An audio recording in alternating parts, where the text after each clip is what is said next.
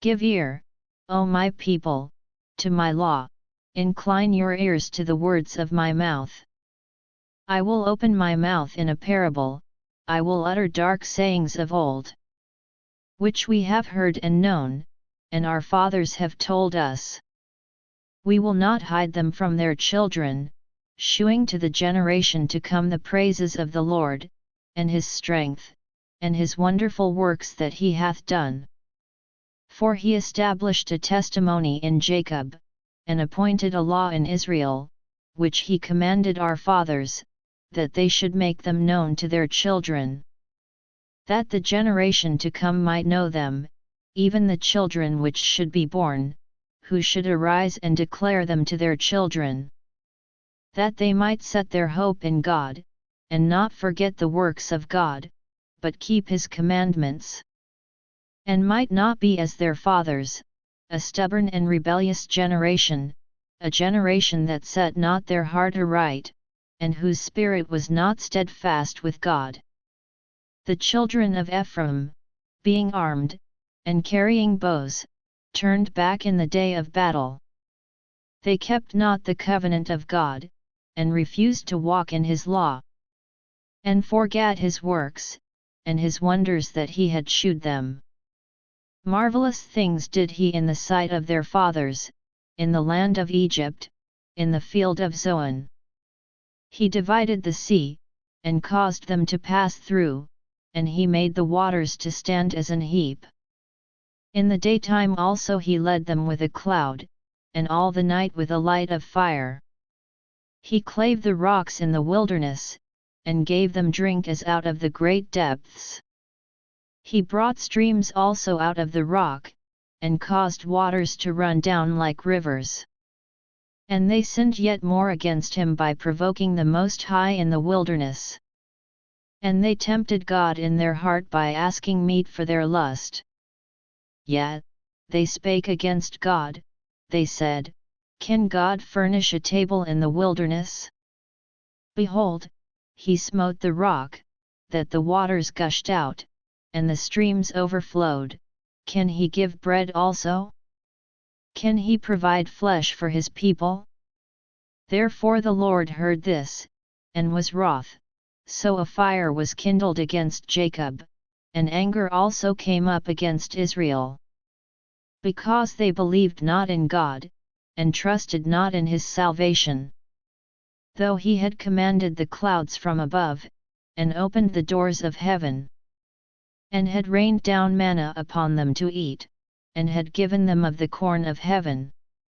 Man did eat angels' food, He sent them meat to the full.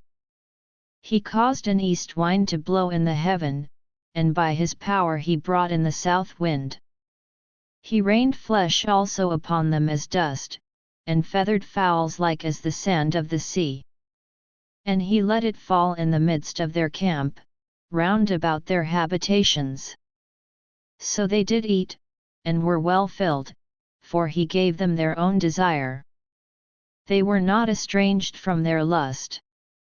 But while their meat was yet in their mouths, the wrath of God came upon them, and slew the fattest of them, and smote down the chosen men of Israel. For all this they sinned still, and believed not for His wondrous works. Therefore their days did He consume in vanity, and their years in trouble. When He slew them, then they sought Him, and they returned and inquired early after God. And they remembered that God was their rock, and the high God their Redeemer. Nevertheless they did flatter Him with their mouth, and they lied unto Him with their tongues. For their heart was not right with Him, neither were they steadfast in His covenant. But He, being full of compassion, forgave their iniquity, and destroyed them not, yet, many a time turned He His anger away, and did not stir up all His wrath. For He remembered that they were but flesh, a wind that passeth away, and cometh not again. How oft did they provoke Him in the wilderness, and grieve Him in the desert? Yet, they turned back and tempted God, and limited the Holy One of Israel. They remembered not his hand, nor the day when he delivered them from the enemy. How he had wrought his signs in Egypt, and his wonders in the field of Zoan. And had turned their rivers into blood, and their floods, that they could not drink. He sent divers sorts of flies among them, which devoured them, and frogs, which destroyed them. He gave also their increase unto the caterpillar, and their labor unto the locust. He destroyed their vines with hail, and their sycamore trees with frost. He gave up their cattle also to the hail, and their flocks to hot thunderbolts. He cast upon them the fierceness of his anger, wrath, and indignation, and trouble, by sending evil angels among them. He made a way to his anger, he spared not their soul from death, but gave their life over to the pestilence. And smote all the firstborn in Egypt, the chief of their strength in the tabernacles of Ham. But made his own people to go forth like sheep, and guided them in the wilderness like a flock. And he led them on safely, so that they feared not, but the sea overwhelmed their enemies. And he brought them to the border of his sanctuary, even to this mountain, which his right hand had purchased. He cast out the heathen also before them, and divided them an inheritance by line, and made the tribes of Israel to dwell in their tents. Yet they tempted and provoked the Most High God, and kept not his testimonies. But turned back, and dealt unfaithfully like their fathers, they were turned aside like a deceitful bow. For they provoked him to anger with their high places, and moved him to jealousy with their graven images. When God heard this, he was wroth, and greatly abhorred Israel. So that he forsook the tabernacle of Shiloh, the tent which he placed among men. And delivered his strength into captivity, and his glory into the enemy's hand. He gave his people over also unto the sword, and was wroth with his inheritance. The fire consumed their young men, and their maidens were not given to marriage.